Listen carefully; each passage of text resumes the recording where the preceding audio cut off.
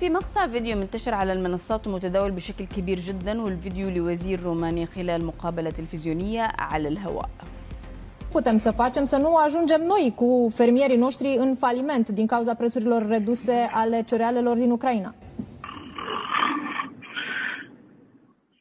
Ne auziți, domnule ministru? Refacem legătura imediat. Cum spuneam că se cer măsuri în această.